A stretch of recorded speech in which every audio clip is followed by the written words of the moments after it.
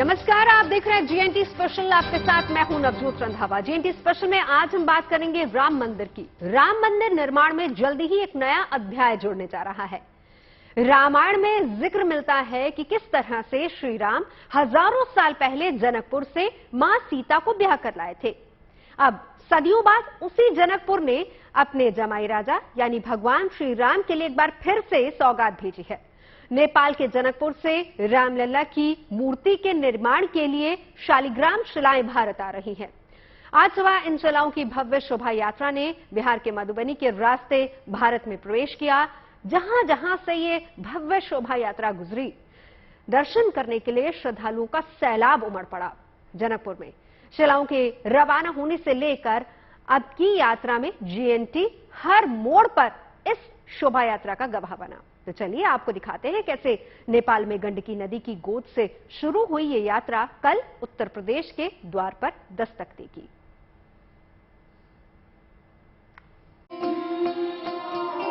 आंखें बन गई दीप सभी रही अयोध्या जाग, चरण पड़े रघुराई के फिर जगे अवध के भाग। ये भक्ति की भागीरथी है जो आज जनकपुर से अवधपुरी तक अविरल बह रही है। ये राम भक्तों की अगाध श्रद्धा है जो गंडकी से सरयू तक हिलोरे ले रही है।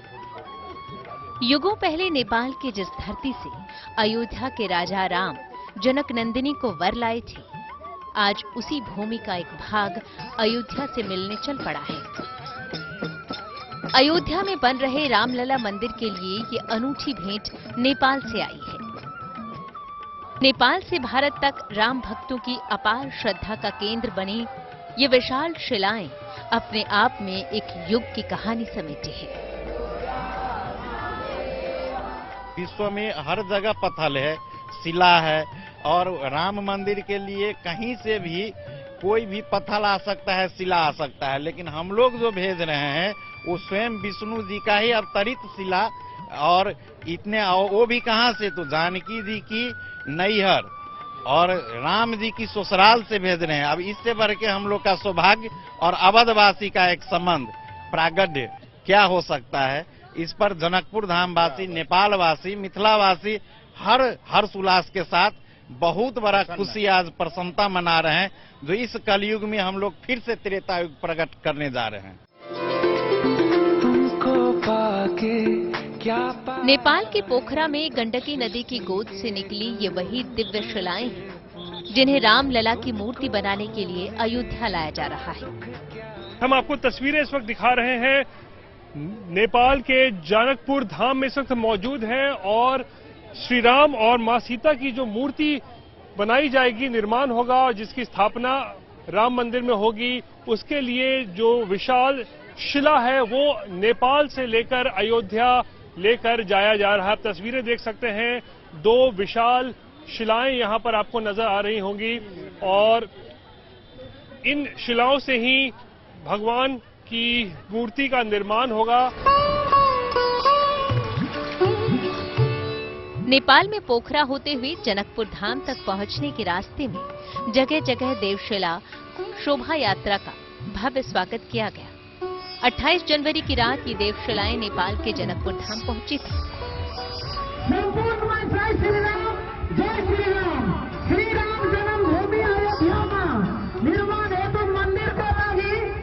जनकपुर धाम के जानकी मंदिर परिसर में देवशिला का स्वागत मुख्य महंत राम तपेश्वर दास ने किया।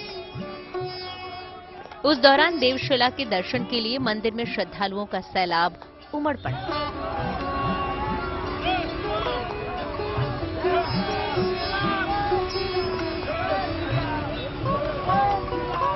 29 जनवरी की सुबह पूरे विधि विधान से इन दिव्य शिलाओं का पूजन किया गया। जनकपुर मंदिर के महंत और भक्त इस ऐतिहासिक पल के साक्षी बनकर भाव विभोर हो उठे। भगवान को दर्शन गर्न पाउनु ठुलो भाग्य हो नि यो पनि। ये संबंध राष्ट्र तो हम लोग के लिए भारत था ही, लेकिन अब तो लगता है और हम लोग फिर से दोबारा त्रेता युग की तरह इस कलयुग में प्रवेश किया हूँ, जो एक सदियों के लिए एक इतिहास और पौराणिक हम लोग का एक संबंध कायम होगा। जो राम का प्रतिमा, जो रामलला की मूर्ति बनने जा रहा है, वो हिमाल खंड के शिला और जनकपुर धाम से हम लोग वहां सौगात के स्वरूप अपनी बहनोई के घर में, दुल्हा सरकार के घर में पहुंचाने जा रहे हैं। पौराणिक इतिहास बताता है कि त्रेता युग से ही मिथिला और अयोध्या का प्रगाढ़ संबंध रहा है। राम जन्मभूमि मंदिर में रामलला की मूर्ति के लिए मिथिला नगरी ने देवशिला को सौंपकर मानो उसी युगों पुरानी परंपरा को आगे बढ़ाया है। काली गंडकी ये नेपाल में दामोदर कुंड से चलती है। पोखरा से भी 85 किलोमीटर ऊंचाई से नदी के तट से लाया गया है, लेकिन ये खरीदा नहीं गया है। नेपाल के संतों ने कहा हम अयोध्या को सौगात में देना चाहते हैं। कभी जनकपुर ने जानकी जी दी, अब जानकी जी के दहेज के रूप में ये सौगात देंगे। जनकपुर के जानकी मंदिर के महंत राम तपेश्वर दास जी महाराज ने नेपाल सरकार को निवेदन किया। नेपाल सरकार ने स्वीकार कर लिया। बताया जा रहा है कि नेपाल के पोखरा के पास गंडकी नदी से निकाली गई ये शिलाएं हजारों साल पुरानी हैं। इन शिलाओं का वजन कई टन है।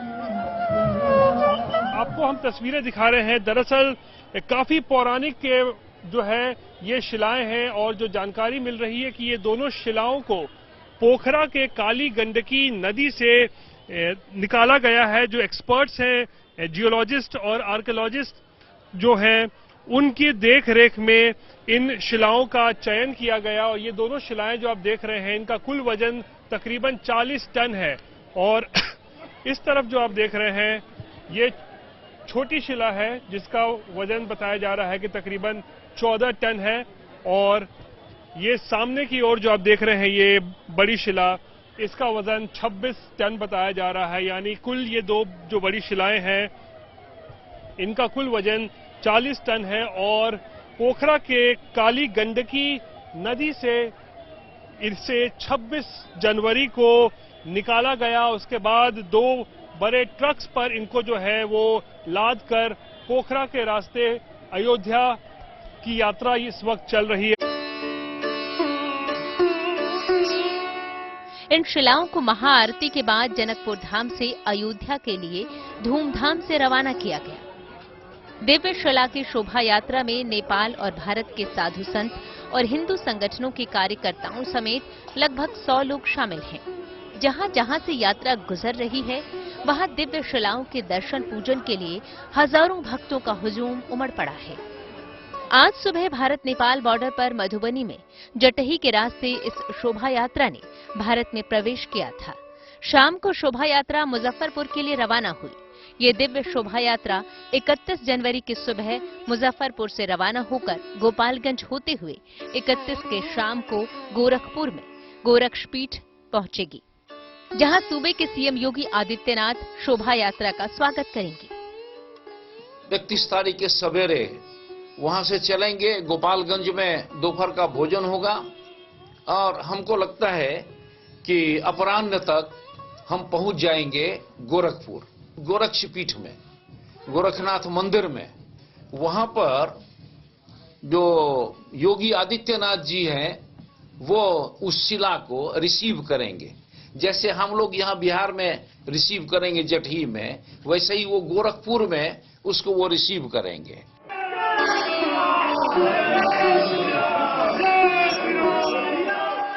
गोरखपुर में रात भर रुकने के साथ दिव्य शिला की शोभा यात्रा अगली सुबह अयोध्या धाम के लिए रवाना होगी। अयोध्या की सीमा पर बड़ी संख्या में साधु संत और भक्तों का काफिला दिव्य शिलाओं की अगवानी करने पहुंचेगा। 1 से 2 फरवरी के बीच में ये शिलाएं अयोध्या पहुंचेंगी और उसके बाद इन शिलाओं को राम मंदिर ट्रस्ट को सौंप दिया जाएगा, जिसके बाद राम मंदिर के निर्माण का काम और तेज हो जाएगा। कैमरा पर्सन नदीम आलम के साथ रोहित सिंह, जनकपुर धाम, नेपाल। एक बहुत पुराना गाना जिसकी कुछ लाइंस यूं लिखी गई है कि भारत में इतनी ममता है कि नदियों को भी माता कहकर बुलाते हैं, और इतना आदर, इंसान तो क्या पत्थर भी पूजे जाते हैं। आस्था के ये धागे भारत की आत्मा में वाकई इतनी गहराई से बुने गए हैं।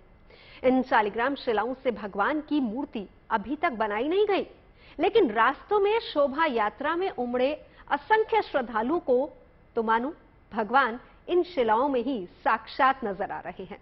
जनकपुर से ही हमारे संवाददाता रोहित सिंह की इस यात्रा के साथ चलते हुए ये रिपोर्ट हम आपको दिखाएंगे। जब शोभा यात्रा ने आज दोपहर भारत की सीमा में प्रवेश किया तो भक्त किस तरह झूम उठे। अयोध्या में बनने वाले राम मंदिर में जिन पत्थरों का इस्तेमाल श्री राम और मां सीता की मूर्ति बनाने के लिए किया जाएगा, उन्हीं शिलाओं को लेकर इस वक्त नेपाल के रास्ते ये यात्रा अब भारत की सीमा में प्रवेश कर रही है।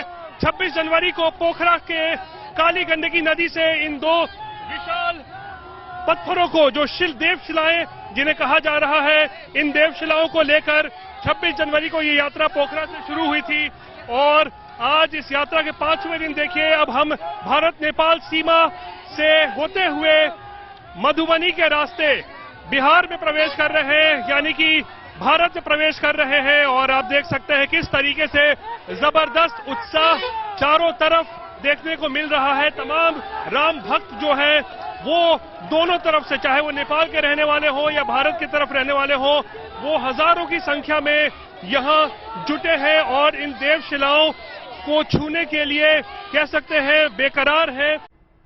राम भक्तों ने जब से खबर सुनी है कि रामलला की मूर्ति के निर्माण के लिए नेपाल से शालिग्राम शिलाएं लाई जा रही हैं, सभी के मन में सवाल यह है कि आखिर मूर्ति के निर्माण के लिए शालिग्राम शिलाओं का ही चुनाव क्यों किया गया और क्या वजह है कि ये शिलाएं हमें खास तौर से नेपाल से मंगवानी पड़ी।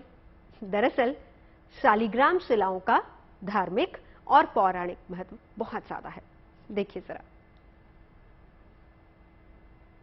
से अयोध्या की ओर बढ़ रही इन शालिग्राम शिलाओं का गहरा धार्मिक और पौराणिक महत्व है। सनातन धर्म में शालिग्राम पत्थर से लोगों की आस्था जुड़ी हुई है। धार्मिक मान्यताओं के अनुसार इस पत्थर को भगवान विष्णु के अवतार की संज्ञा दी गई है। शालिग्राम पत्थर को भगवान विष्णु यानी भगवान शालिग्राम माना जाता है। इसे किसी भी जगह स्थापित कर पूजा करने पर वहां लक्ष्मी जी का वास होता है। पौराणिक कहानियों में माता तुलसी और भगवान शालिग्राम का जिक्र मिलता है। इस कहानी में जलंधर नाम के असुर ने माता पार्वती को अपनी पत्नी बनाने के लिए कैलाश पर्वत पर हमला कर दिया था। वहीं जलंधर को देवताओं से बचाने के लिए उसकी पत्नी वृंदा ने तपस्या शुरू कर दी थी। ऐसे में घबराए देवता मदद की प्रार्थना लेकर भगवान विष्णु के पास पहुंचे। तब भगवान विष्णु ने जलंधर का रूप धारण किया और वृंदा के सामने पहुंच गए।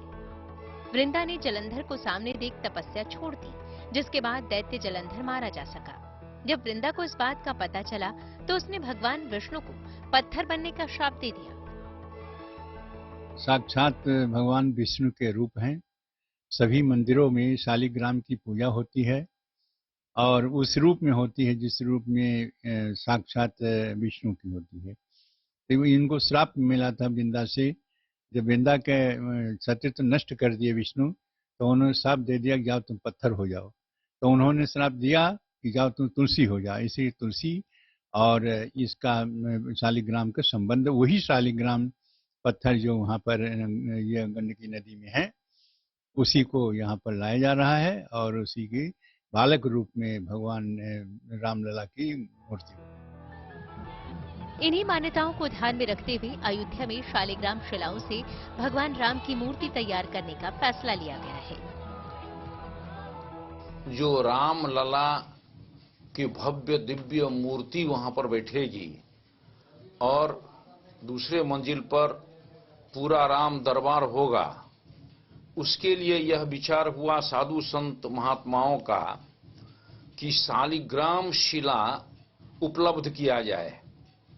और शालिग्राम शिला ये नेपाल में पोखरा के पास दामोदर कुंड से ही उपलब्ध होता है। वही काली गंडकी नदी आकर के बिहार में नारायणी नदी हो जाती है, तो शालिग्राम उसी में से मिलता है। तो फिर हमारे कार्यकर्ता वहां जाकर जनकपुर के श्री महंत से बात करके और उसके बाद नेपाल के प्रधानमंत्री से बात करके और ये तय हुआ, नेपाल ने कहा कि मैं शिलाखंड दूंगा। बताया जाता है कि शालिग्राम पत्थर पूरी दुनिया में सिर्फ हिमालय खंड की इसी शालिग्रामी नदी में मिलता है। नेपाल की शालिग्रामी नदी भारत में प्रवेश करते ही नारायणी बन जाती है। सरकारी कागजों में इसका नाम बूढ़ी गंडकी नदी है। ये नदी दामोदर कुंड से निकलकर बिहार के सोनपुर में गंगा नदी में मिल जाती है। धार्मिक मान्यता के मुताबिक जिस तरह नर्मदा नदी से निकले पत्थर साक्षात नर्मदेश्वर महादेव का रूप माने जाते हैं, ठीक उसी तरह गंडकी नदी से निकली शालिग्राम शिलाओं को साक्षात श्रीहरि विष्णु का स्वरूप माना जाता है।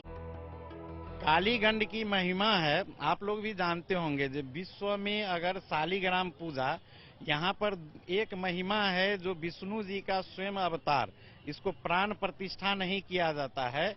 ये जो शिला है वो शिला आप ले जाइए, पूजन विधि शुरू कर दीजिए, क्योंकि साक्षात भगवान ही प्रकट करते हैं हिमालय खंड में कालीगंड की नदी से।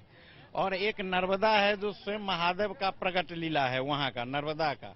ये आध्यात्मिक वेद पुराण से सदियों से संबद्ध है।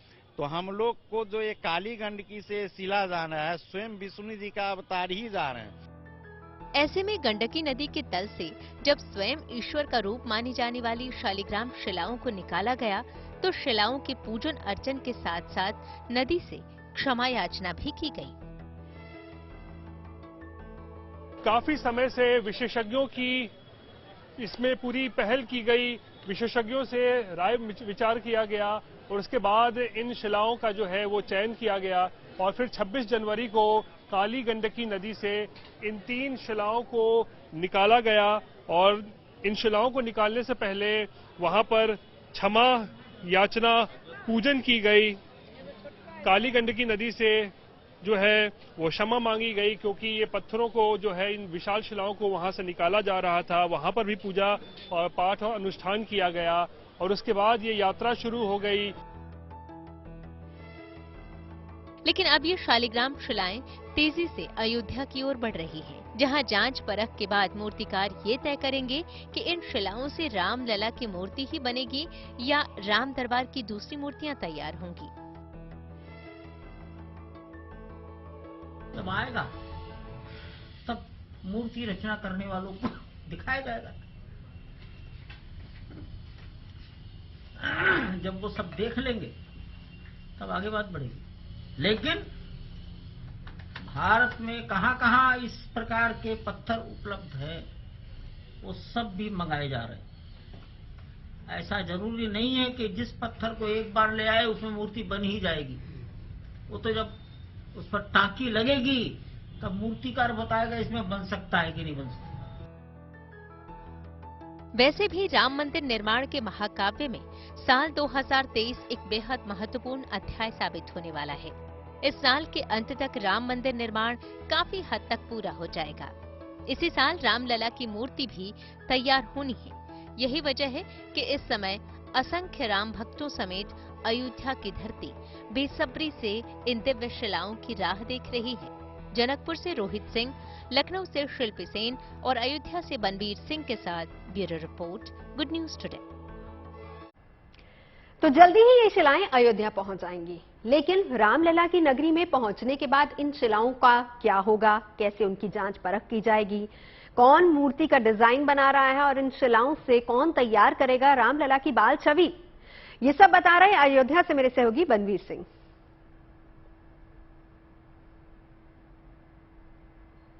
तराशे गए इन्हीं पत्थरों से अयोध्या में श्री राम जन्मभूमि मंदिर का निर्माण किया जा रहा है। लेकिन गर्भगृह में विराजने वाले रामलला की मूर्ति कैसी हो, उसके नए नक्श कैसे हों और किस पत्थर से तैयार किया जाए, तो यह विशेष पत्थर नेपाल की गंडकी नदी से लाया जा रहा है। यह पत्थर सबसे पहले जनकपुर के जानकी धाम लाया गया, जहां विशेष पूजन अर्चन और अनुष्ठान के बाद उसे अयोध्या लाया जा रहा है। लेकिन मूर्ति किस तरह से तैयार होगी, उसकी पूरी जिम्मेदारी महाराष्ट्र के जाने माने फाइन आर्ट के प्रोफेसर वासुदेव कामत तैयार कर रहे हैं।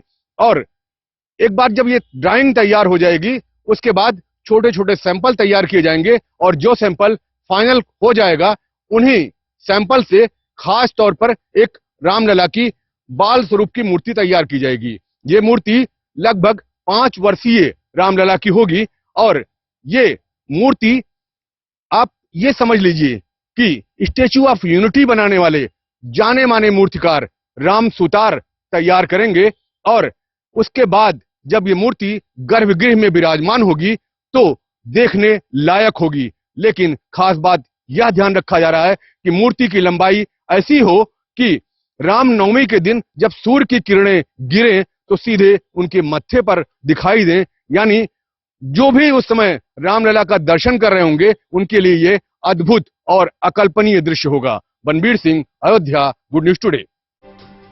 तो जीएनडी स्पेशल में अभी के लिए बस इतना ही। अच्छी और सच्ची खबरों के लिए आप देखते रहिए गुड न्यूज टुडे।